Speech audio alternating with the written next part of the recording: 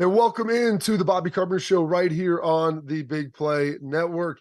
Coming at you each and every week. And you know what? Get to break down another Buckeye victory. A little scary this time up in Madison. Halloween, Buckeyes get it done 24-10.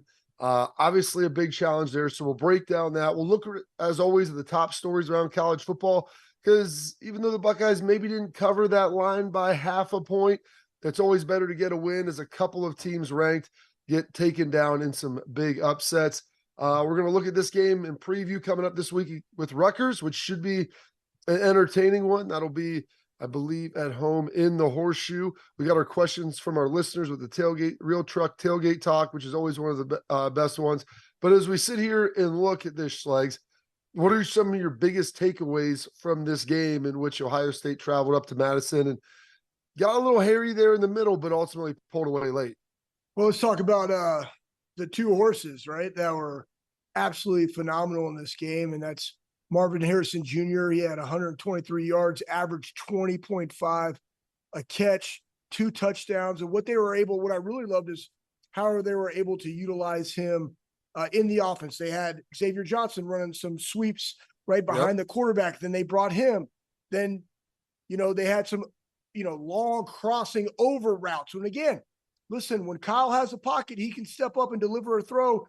He normally throws a really good football, and you saw that on a couple of those plays. The touchdown catch in the corner of the end zone, that was fantastic. And then just the way Trevion Henderson ran the football in this game, 162 yards, 1 touchdown.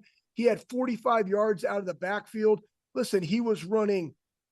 You saw his mindset, like he was like clapping, like he wanted to just hit the home run, but also on the plays where he had to be patient and just get 4 or 5 or 3. He did that. He made some guys miss, and then how they utilized him, they spread him out. He was a wide receiver. Then he kind of ran like a little wheel route. He missed that one in the end zone, but I just like the way that they were utilizing him in all facets. Now, part of that is because Emeka wasn't there. So, but again, that you have dudes like that can prevent or present mismatches, especially when you want to play man and walk a linebacker out to that guy. Guess what? That's a competitive advantage for Ohio State. So those were some things that I really took away, along with the defense, again, just giving up 10 points in Madison at night. The defense is playing really, really well, Bob.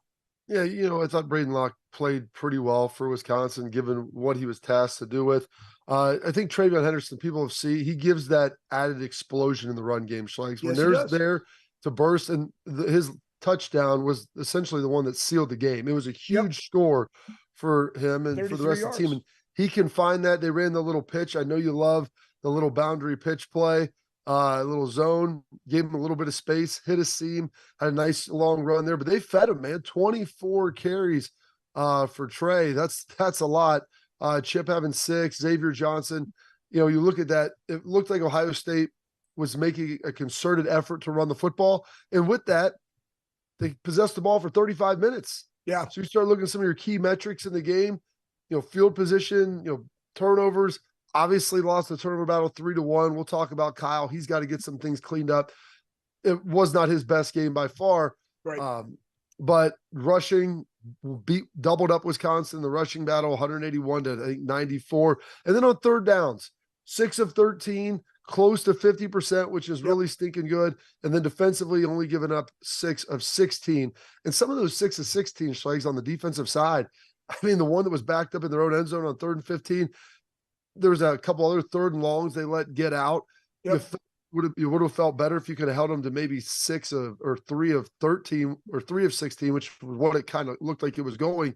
And so that defense, I think, has to be a little bit better in some of those long yardage plays to be able to get that going and continue to get off the field. But like you said, they gave up about 250 yards of total offense, 10 points.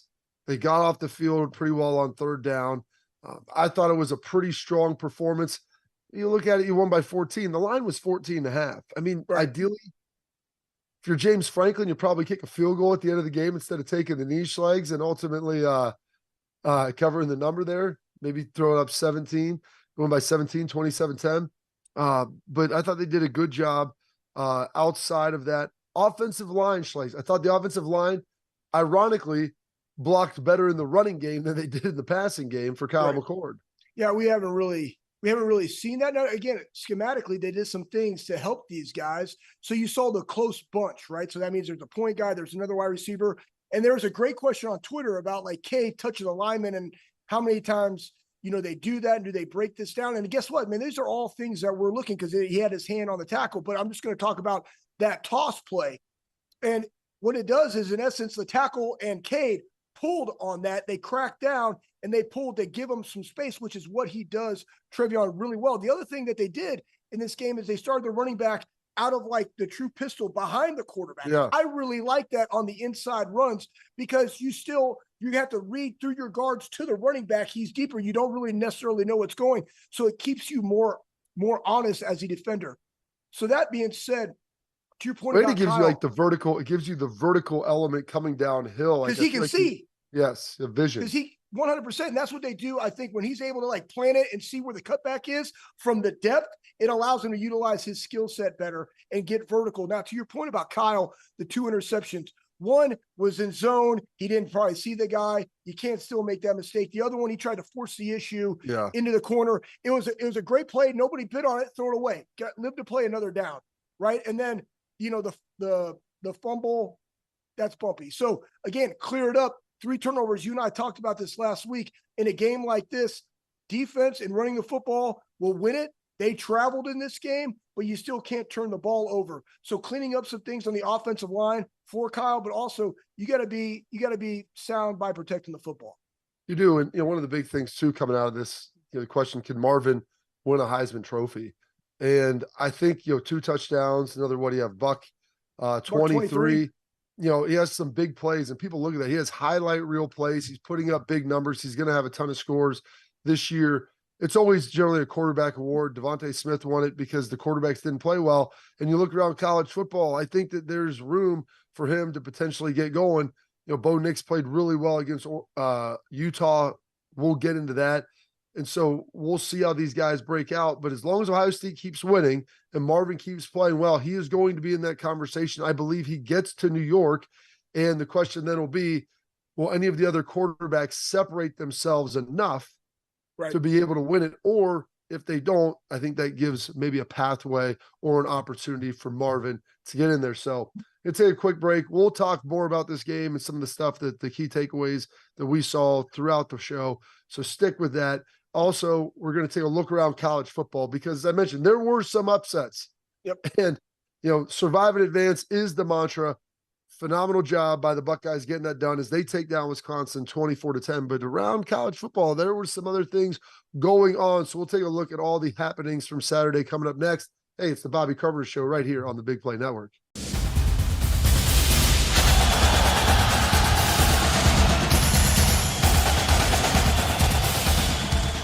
Welcome back into the Bobby Carpenter Show. Quick correction. I mentioned the Buckeyes would be hosting Rutgers. This one will be in Piscataway.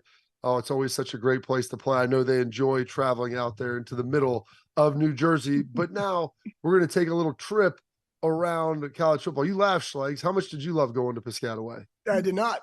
It was good. Yeah. I'd rather be at home, but that's okay. Yep. I don't think anybody we'll talk about that game later. We can get to that in a little bit. Look around. Oklahoma, Jordan this weekend, undefeated. Went up to Lawrence, Kansas, Schlegs. And the talented Mr. Bean, playing quarterback, gave them a loss. As you looked at Kansas pulling a rabbit out of the hat, they were winning. Oklahoma came back like they were getting ready to turn that thing around. And all of a sudden, the Jayhawks get it done. And now there are no undefeated teams left in the Big 12. Yeah, and guess what? It happens. I mean, that's, we talked about going up to Wisconsin and in this game. And before I get to Oklahoma, great play on the shovel pass by Tommy Eichenberg. He had to shock and shed, get over the top and read it. And again, we talked about guys getting better every single week using his hands. Really physical play, huge play in the game. I love that. But again, we got Oklahoma now going up, only undefeated team in the Big 12. You're going to play on the road at Kansas, kind of similar game, right? What has Kansas really done? All right, but they are a good football team. They're well coached. They're well prepared. And they go up there and they get beat every single week. It's hard to win games. And we saw some teams are like, they have no reason being close in these games, and they come out with a win. It's a mindset, man. You're dealing with 18 to 22-year-olds on a weekly basis, highs and lows of the season, getting up for big games and then coming back down. No, it's consistency over the duration of the season while also keeping your guys healthy. And, you know, now Texas and Oklahoma right there with one loss. Sitting there both with one loss. And Schlegs, Oklahoma gave up 255 yards to the Jayhawks on the ground. Brent Venables, defensive coach, you know he's not enjoying that. Nope. Texas smokes BYU, runs away with that one. Not a whole lot there, despite backup quarterback playing well with Quinn Ewers still on the bench.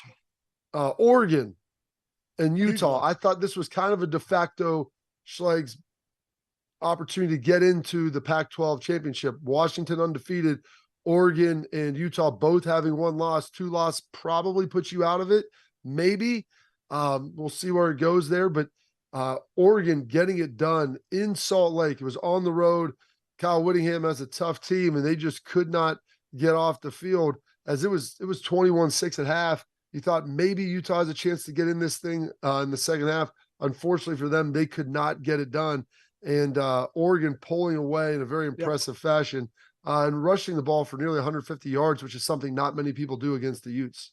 Yeah, and again, when you go into like big-time games like this, Utah had 2 interceptions, and Oregon made them pay. And that's really what it boils down to. It's hard, again, for what everybody looks at this game versus Wisconsin and Ohio State, having 3 turnovers in that game and being -2 in the turnover margin, and to still come away with a 14-point win when, in theory, you could probably won by 20 easily if we kick 2 field goals. But we're able to overcome that. We were able to overcome that by our defense. And then Utah had that kind of the same thing, but Oregon made them pay when they turn the ball over, and you can't do that when it's good on good. You know, another game that was a lot closer. I think people thought Washington's still undefeated, but it's 28-26 going into the fourth quarter over Stanford, they took care of Colorado, huge comeback a couple weeks ago, but no one's mistaken the Stanford Cardinal team for, USC or Utah or Oregon or anything else. They take Washington to the brink. And so I'm just wondering, Schlegs, this is a couple games now where Washington's been in close games, one close and low scoring game that they were able to pull out last week against Arizona State. This one, a higher scoring game they're able to win, but maybe these Cougars don't seem, or the Huskies rather, don't seem quite as invincible as maybe they once were. No, they're not. I mean, it's all predicated for them around their quarterback. So if you can affect that man, Penix Jr., right, you have an opportunity. And again, if you do all the little things right, if you take him out of their comfort zone, if you hit him, you play great special teams. And again, I know I keep going back to the Wisconsin game. I did not like the return. I did not like some of the angles, and I understand that. But Marco did a really nice job of pinning him, I believe, inside their 10 3 different times, which that flips the field, right? And then I think when they ran it back, I think our defense, I can't remember the game now. It's like so many things in my mind, but we were able to handle some field position changes very, very good. And then also keep them down there to flip the field. So we had a short field to go through. And I just say all these things because everything matters in all of these games, right? Like the most prepared team and the healthiest team has the better opportunity in all these games as you get now into November. So special teams have to be on point. Turnover, securing of the football have to be on point. And then obviously running your game plan. All of those things contribute to whether you win or lose. Absolutely. North Carolina lost previously. Man. One loss game. They lose to Georgia Tech. Georgia Tech getting it done. Big comeback in the fourth quarter by the Yellow Jackets, the Ramblin' Wreck, taking care of business. Arizona knocking off Oregon State. So they're a 2-loss team. Now Penn State barely surviving. Indiana coming into Happy Valley. That was a 33-point spread, and it took all of Penn State's effort to put that thing away. They're late in the game. So obviously some big ones there. They had the protesters causing a delay in the USC Cal game. Schlegs, you're familiar with when fans and patrons come onto the field.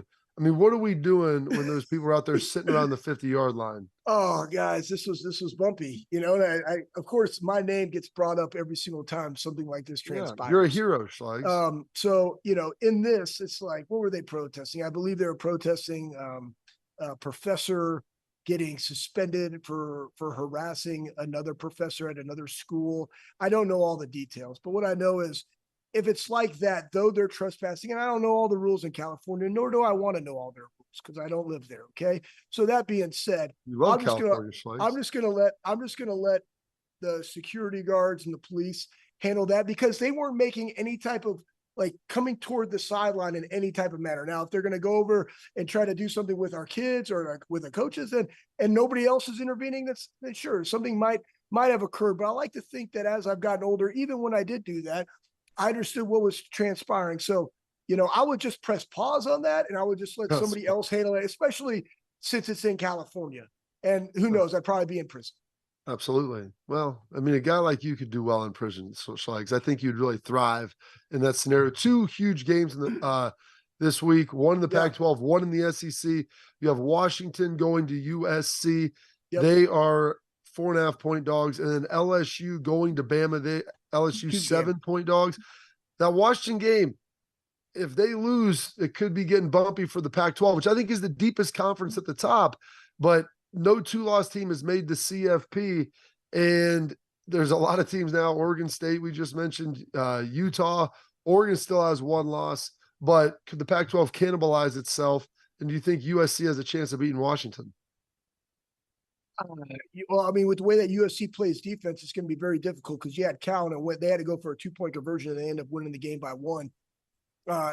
But you always have Caleb Williams, right? And he's a phenomenal quarterback. So you always have that, but can their defense hold up versus Washington? And it's just going to be, who has the ball last and can score. So I don't know that. But to your point, I think we view the Pac-12 as being some of the best right at the top because of the quarterback play and the ability of the quarterback. However, we just saw Utah and Oregon. You saw Washington versus Oregon, and like, every week matters in these, and I do believe they're going to cannibalize each other in some kind of capacity. Then you take that and you look at, the Big 12 and how they've already started to cannibalize each other, and that's going to come down to the Big 12 championship game. And then you see what they're doing in all the different paths of the SEC. Then you have Florida State now in the ACC, where really just a clear path, like just win all your games and you're fine, right? So does it leave room for 2 in the SEC or 2 in the Big 10? And is it now then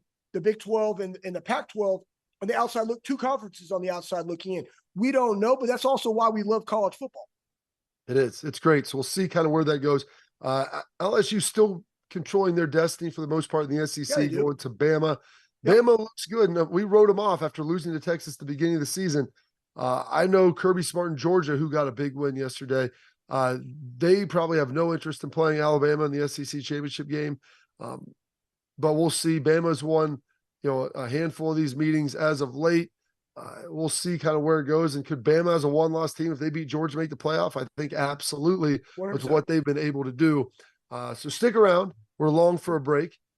We got the Scarlet Knights coming up this week. A bowl-eligible Rutgers team, right. Like the Shiano man getting it done out there in Piscataway. Rutgers sitting at 6-2. They'll be playing the Buckeyes this week. We'll talk about all that next, right here on the Big Play Network.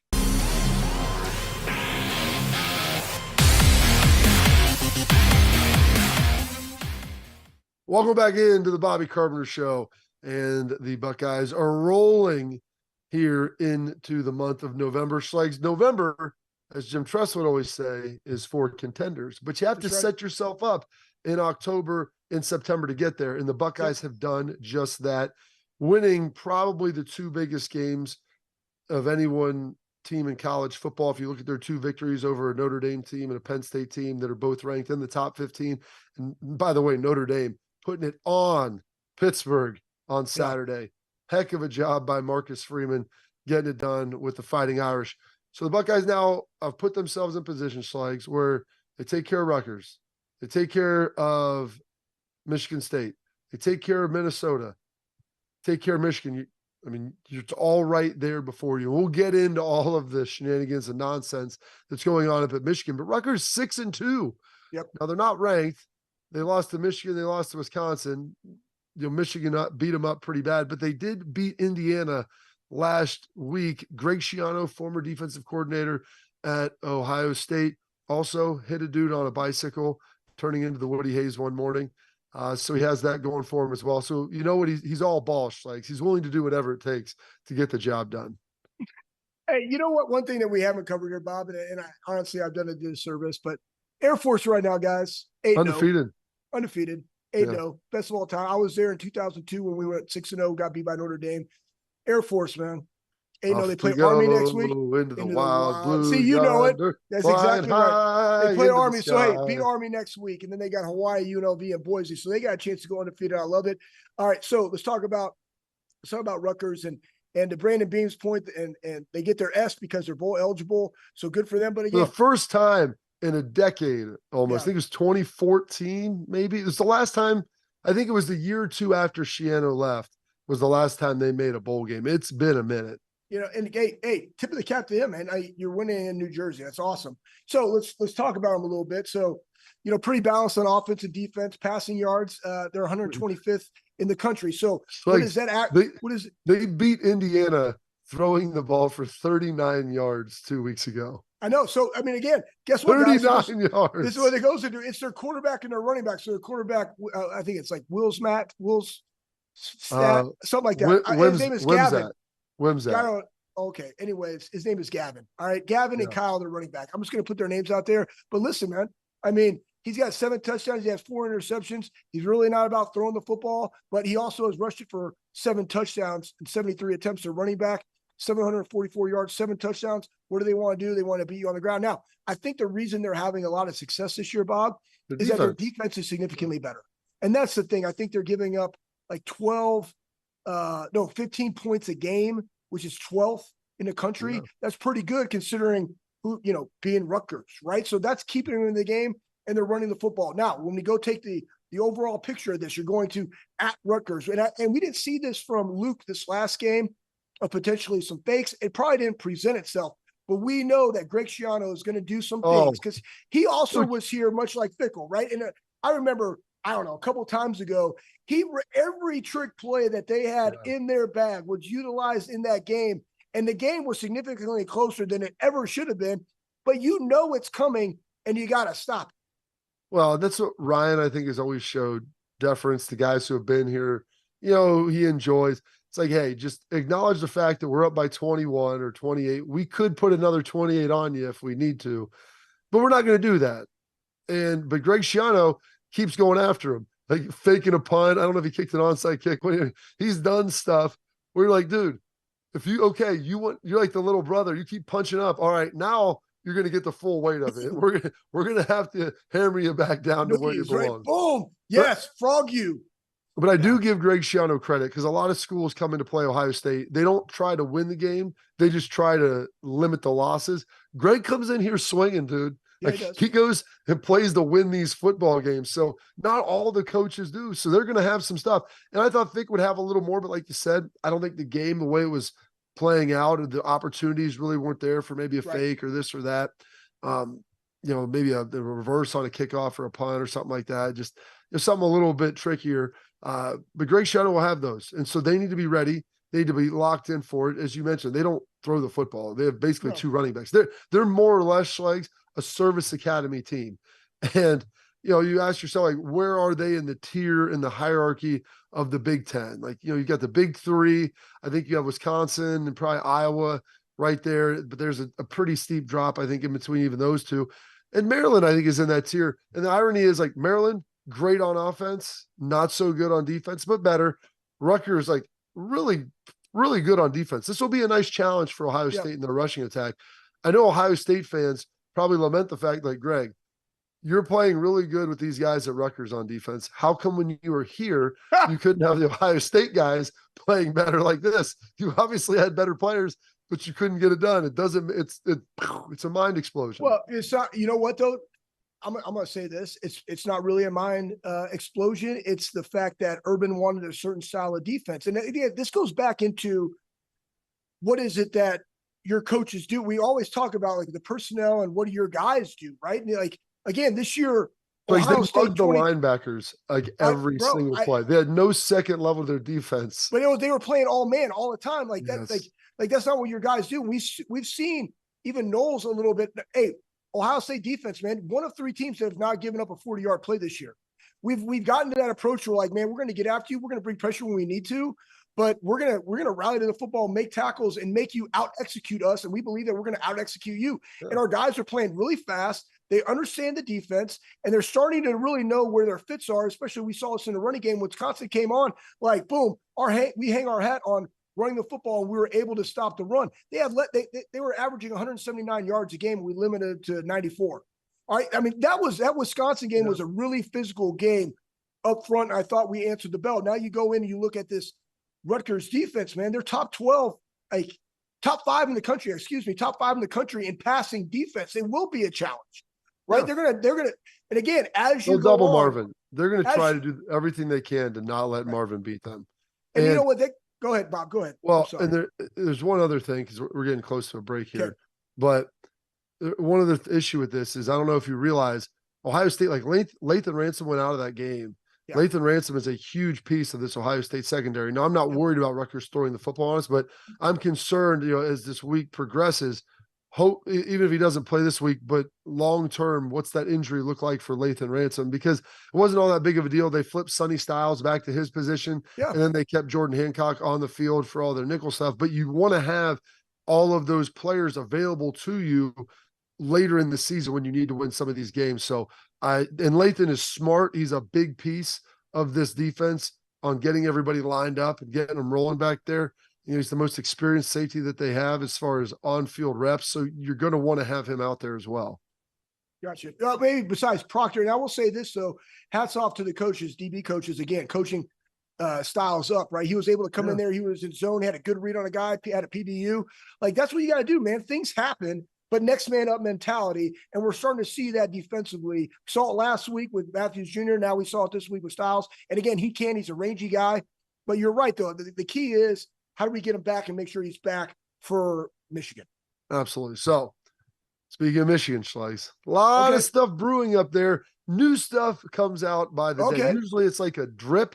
I mean, there's like a gallon of water, it seems like, dumped on this thing every single day as more information continues to come out. So stay right here. We're going to take a quick commercial break. Schlegs and I will get into all of the stuff going on in the Team Up North scandal coming up right after this. It's the Bobby Carpenter Show on the Big Play Network.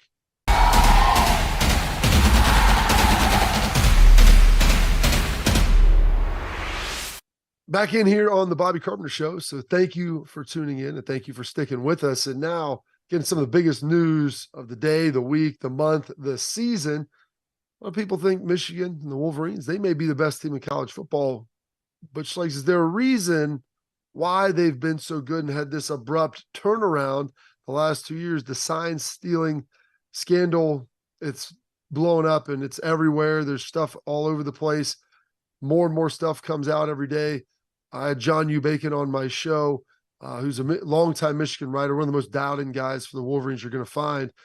And we were talking about, some of this stuff, how it's happening, how it's getting out, all of this information, because I always try to say, if this is true, it's really bad. Now, there's a lot of steep accusations that you would think could only be there if they have this information, but who would be leaking it out? Well, there's a guy on the NCAA Infractions Committee who's a former guy. He's a former he was on the Board of Regents there, and he does not like Jim Harbaugh. They think he is the one that's leaking a lot of this out. I know a lot of the other Big Ten coaches were unhappy about it. They've suspected this for a while, but in case you've been buried under a rock, the allegations Michigan was sending Connor Stallions out to other games, which you're not allowed to do to scout anymore. They changed that rule 30 years ago, but not to steal signs. Well, it's not just the fact he was, watching that. He did an elaborate network. He was paying other people to go to other games. They were videoing them during the game, which that to me is the biggest thing, Schlegs, where you can then go back and marry that up with the plays. And even if you have 3 guys singling them in, you can still, if you give me a week, I think you and I, Schlegs, could sit down there and probably decode and figure out to about 85-90% of what the signs actually are and how that works. There's clips of this guy standing right beside Jesse Minter, their defensive coordinator, on the sidelines.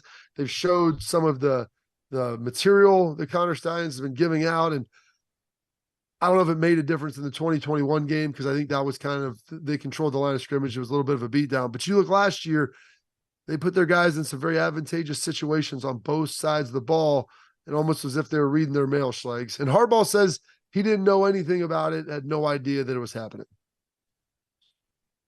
Am I supposed to comment on this? I'm just kidding. The floor is yours. So, hey, listen, man, I will say this. First off, Ohio State fans thinking about this Michigan deal, and it's absolutely mind-blowing. Like, just the level that Michigan just, like, berates Ohio State. I mean, let's go back to 2000 to 2020. You won 3 freaking games in 2 decades. So pump the freaking brakes. All right. 2, I'm happy that Michigan football is back because it makes the game that much more significant. It's always great, but it's always great when the Big Ten championship is on the line in that game because it is the game. Now we go back and look at this and all the different things that go into this operation, right? Again, it breaks the rules. The rules are the rules for a reason. And really back in the day, it was like, you can't go advanced scout because the smaller teams couldn't go do those things. That's why we have all 22. We have film swap. Like I don't need to necessarily get their things. You don't even really need to do it anymore. Everybody has all the film. Everybody has all the film. Like, I mean, again, we were talking, somebody mentioned, Cade Stover and the hand on the tight end. Like, listen, when we watch film, like we're looking, man, is he going wide? What's his split between him and the tackle? Is it inside his foot? Is it outside his foot? Is he closer to the line of scrimmage? That means he's going to block on the perimeter. If it's inside, maybe he's pulling or down blocking so he can set the edge, right? So we're looking at all those things regardless, so we can go out there and perform. But the sign stealing and being able to say, hey, listen, this is a deep pass or this is whatever, we're going to change out of this and go to zone, or we're going to do whatever the case may be, and we're going to bring the house. Like, that is definitely a competitive advantage that other schools aren't particularly doing. Do we do these things in game 100%? I personally, not necessarily looking at signs, but looking at what does the quarterback say when he wants to touch his helmet and he's going to throw a hot screen to a wide receiver? What is that called? Does he do it all the time? Right? Hot Carl, I think. Hot Carl. Who doesn't like one of those? I know you're a fan of it. But that being said, we do all of that within the midst of the game, and we might check out and go, Tony. Now we're playing Tampa 2 when they make a call at the line of scrimmage. This just takes it to another level that they did to have a competitive advantage, not just on Ohio State, but everybody they face. And then conversely, you go and play TCU and absolutely get your butt kicked. Like that, poof, Copperfield, mind blown. So they didn't scout TCU. There's a report that they gave signals, I think, to South Carolina, because they had scouted Tennessee so that South Carolina could beat Tennessee, maybe. The Gamecocks. Then Ohio State, I guess, gave TCU the heads up on this sign stealing stuff. So they had dummy signals. So that's why Michigan looked like a dog chasing cars out there. I don't know. There's a lot of allegations. This thing is like I said, it is a labyrinth and a remarkable network. This happened. And listen, like you said, Schlegs, the sign stealing stuff, does that happen in game? Yeah, absolutely it does. If you can get a beat on it in game and different splits and the things that are happening, that's all good.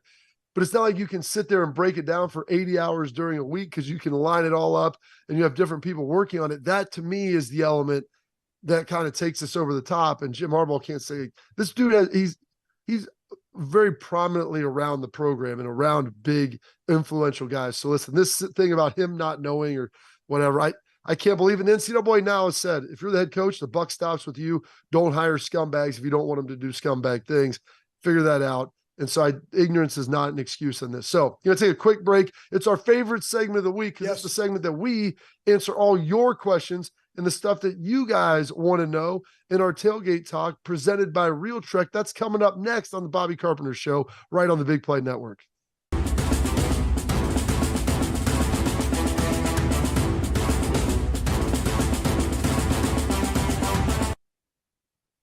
Welcome back into the show. Favorite segment of the program. It's our tailgate talk brought to you by Real Truck. And last year, Real Truck partnered with George Kittle, Travis Kelce, Dak Prescott to give away 3 ultimate tailgate trucks to community heroes through the Truck It list. This year, they're going to give away 1 ultimate tailgate truck to 1 lucky winner. It's a 2022 Toyota Tundra, tons of accessories. It's got a Pro Comp 2.5-inch lift kit Schlegs, the Rhino Pioneer platform roof rack, which looks tremendous. To learn how to enter, it's easy. Go give Real Truck a follow at Real Truck on Instagram. Click in the link in their bio, or you can just go visit them online at realtruck.com/win. It's completely free to enter, so there's no reason you shouldn't be doing it. Schlegs, you're a huge fan of Real Truck, aren't you? Listen, man, I'm a real dude who has 2 real trucks, and all I use is Real Truck. I mean, everything from my my lights on my truck because I want some LEDs to my rims to, I got a Pro Comp. It's like a 3-inch lift on the Tacoma with some 33 Nitto grapplers on it. I mean, why not, man? Throw a So winch on it. I got 2 winches, one for both of you. I got two. I got 2 winches. One for both of you. I got some questions coming in. First question, Schlegs, coming from our guy, Marty Schlegs. Honest opinion now, no lying. Do you think Kyle McCord has what it takes to win a natty? Yeah, I think Kyle has what it takes because who's your second best option? Devin Brown. So I think he is our best option. And I think he's our best option. Devin Brown's hurt right now, so he's not a good option. Well, I know he's out, right? So I think here's the deal. If you control the football and don't turn it over, now I think it's also the offensive line, right? So we want consistency. So if our offensive line can give him a clean pocket, I think he can deliver those throws. What else does that do? It allows us to do the over routes. When again, our wide receivers, and I always think Brian Hartline does a phenomenal job of this, our wide receivers and tight ends and running backs understand weaknesses of the defense and where to sit and how to get there. And we saw it on some of the shallow crossers of K just running a guy into another guy that picks him off. He's not blocking him. He's like, well, I'm going to run you into it because you guys don't have your head on a swivel. And your coaches obviously didn't teach you levels. We know that very well, Bob. So that being said, I think that Kyle can't be that guy if he doesn't turn the ball over because of the way our defense has been playing this year, Bob. Defense has been playing great. And I think Kyle has proven if he has time, he'll carve you up. Yep. Offensive line has to give him time. Now, he can't turn the ball over, but he was on his back a lot on Saturday night. So they need to get that cleaned up. If you can get the running game going, it helps a lot as well. Takes a lot of heat off of him. But I love what Kyle's doing. I think he's getting better. Little setback against Wisconsin. Not his best game. No, listen, he's been very, very clean all year. Madison is an incredibly tough place to play. It's loud. It's raucous. Fick was going to have some stuff for him. They blitzed a lot, and a lot of the issues were their inability to pick it up. Kyle had, the intentional grounding. He got sacked 4 times. Wasn't necessarily his greatest game. Next question here coming from Chad Shuck. Got the American flag on there, so we love it. Cade Stover's second receiving yards. 0 receptions against Wisconsin. I don't even think he was targeted, Schlegs. Why? Well, I think if you guys go back to the Penn State game, and I don't remember when it happened, I believe it was early on. He left the game and he came back and he's wearing a brace. Like you guys saw the brace. Did they really even need him in that game? No, you saw a lot more G. Scott on some of those routes, but he's, I believe, a better perimeter blocker. So that's why he was in, but he's still there. He's still a threat. He still ran routes. Why he wasn't targeted, I don't know. I'm sure they wanted to target him on a couple of plays that didn't necessarily develop, but it happens. So, that's also why you have Marvin. It's a team game, right? You have Marvin. Fleming got hurt, right? I think it was a shoulder injury. Yeah. That kind of took some things out. Tate has to come in. Great. We're using Trevion in different ways. The good thing is, like you just saw an Ohio State team versus a good Wisconsin defense still be able to go put up 24 points, could have put up more. They had 407 yards in the game, and they did it by being very balanced on the ground and in the air. And that's when we really are at our best, doing what we did in this game versus a very good team in Wisconsin. It is, and I think you mentioned the injury might be a little bit to do with it. They're getting Scott in there a little bit more to try to help that out. You mentioned him kind of hanging and helping the tackle. I think some of the blocking, Cade's really involved in. But obviously had huge plays against Wisconsin. He's going to continue to make those big plays. Just sometimes just feature some other guys. I think there was probably room for him to probably make some plays on Saturday night. I guarantee you Ryan's going back and looking and saying, hey, how can we get Cade Stover the ball this coming week to make sure that we're featuring this guy who's been a nice weapon down the middle of the field, and it's helped Kyle out a ton. All right, last question here coming from Charles. The slow starts this year have been noticeable even on the D at times, not versus Whiskey, thank goodness. Is there a motivational issue? In the second half, the O-line and McCord played much better after taking some lumps. Slow starts. So I think the only thing about the defense, and I heard people say, like, well, they came out flat in that first drive. And I thought the first drive, remember, you always look at the last 5 minutes of the first half and the first 5 minutes of the second half and what you do. And I thought that Wisconsin had a little bit of an answer. And the answer was, hey, if you're going to vacate the middle and only rush 4 and get out of your lanes and not have somebody on the quarterback, then our quarterback can run for 25 yards. And they did that. They had a good running catch, right? The guy caught the ball. It was a short intermediate pass. He was able to turn up there, get some positive yardage. The very next play, they went to another pass. The quarterback ran the ball for 25-something yards, right? So guess what? They're coaches too. They get paid too. They made halftime adjustments too, just like you did. So I wouldn't say it's necessarily coming out fight. It's just you got to be able to adjust. And then after that, they adjusted, right? You saw a guy kind of spying a little bit. You saw some of the pressures, making sure that there's a guy up front. He tried to escape the pocket one time, and Talik was right there to gobble him up. So yeah, Talik I thought played really well too. Really well. We didn't even mention him, right? So he had another PBU. He has 5 PBUs on the year, man, doing a really good job of getting his hand up. A big meaty arm, Schlegs, he can throw up there. Super thick. Everybody likes that. So that being said, listen, I don't know. I don't think it's a motivational issue. I just think it's about going out and playing. What do you think, Bob? Well, people always say, like, Ryan his pregame speech is not good enough. Like, dude, come on. You played Ohio State, all right? This isn't little league football. Yeah. Like, where I have to tell my kids in warm-ups, 3rd, 4th graders, like, we're slow. All right, go touch the white line and sprint back. Like, let's get it going a little bit because you guys stayed up too late last night playing Minecraft or whatever the heck you're doing doing some late night gaming. Like these guys are ready to go. They're locked in. It's not a motivational thing. Listen, they had a good drive going in that first drive offensively. You get the 4th down, you go for it. You're kind of in no man's land on the 33. Yep. And, sometimes it doesn't work out. I'd like to see him obviously convert that and go get 7. The thing is, we've seen this offense with Ryan be so fast to start games for so long. I don't know if it's that they start slow. I just don't think that Ryan goes out and tries to score 21 points in 3 possessions now, because and not that you're not trying to score, but you don't need to be needlessly aggressive when you have a good defense. And I think another thing too, Bob, is that people look at, somebody brought this up, but they look at McCord and it's not like he's super fiery. CJ was like that too. Like he wasn't super fiery, but like he does it in a different manner. It doesn't mean he's not juiced up, and doesn't mean he doesn't want to compete. It doesn't mean he's not motivated. That's his personality. AJ wasn't a talker, man. AJ just played really freaking hard. So like, pump the brakes on it. Like, you don't have to see it. I think people too much look at high school and they get all these hype videos that they see online, and they're looking at Pop Warner and all these things that we got to go motivate them. Like, you're at Ohio State. You watch film all freaking week. Yep. These dudes are motivated to go knock somebody's dick off on Saturday, man. So, like, absolutely, pump the brakes, man. What's the score? The score is 24-10. You did a great job. Great freaking win in Madison. Proof David Copperfield. On to the next. You got Rutgers. All right, coming up, we'll wrap up the show with our final segment, give you our parting thoughts. This is the Bobby Carpenter Show right here on the Big Play Network.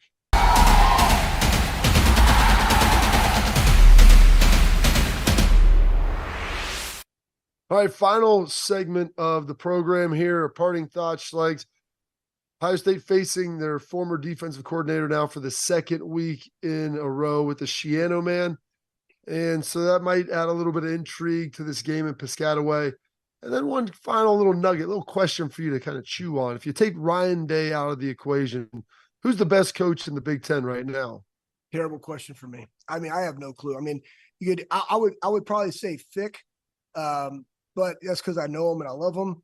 I mean, Kirk Ferentz, man, he's got his son. He's the highest paid employee. I'm just kidding. I'm not going there. I would say this, Kirk Ferentz. I mean, his ability to overcome his offensive struggles and still win 10 games a year is pretty darn impressive. Yeah, PJ Fleck right now 4-1 in the Big Ten West. 5-3 overall. Your boy Schlegs, PJ. Matt Rule, they're 4-1 in conference right now, I believe. No, 3-2. 3-2. But anyways, I mean, I don't know. Ryan's the best, so that's what I say. I'm not going to mention Harbaugh because I'm not. So Ryan is. Because I'm not. Maybe your boy Jimmy Franklin. I mean, there's a lot of options out there that we could potentially look at. The Shiano man with what he's done. I mean, they're 6-2 at Rutgers. If you can win 8 games at Rutgers, especially the way everything was set up the last decade when they've come in and been in the East, like that to me is a massive win. So he has a chance to maybe get to 8 this year. We'll see if he can ultimately do it. Probably not getting that 7th win against the Buckeyes this weekend. No. But you know what? There's a lot of good stuff out there for him. Never played against Rutgers. They weren't in the league back when we were playing, Schlegs. I know you went against them as a coach. Not a whole lot in Piscataway. Shouldn't be an overwhelmingly great game. But the key for the Buckeyes here over the next couple of weeks, to me, you want to continue to improve. You want to stay honed in. You want to work on that offensive line play. Defense just continue to keep playing well. But the main thing is keeping guys healthy and then staying healthy. Lathan Ransom went out of the game. They're going to have to make sure that he's ready to go. But looking forward to this one in Piscataway for the Buckeyes. Thank you for tuning in to the Bobby Carpenter Show. Stay around next week right here on the Big Play Network.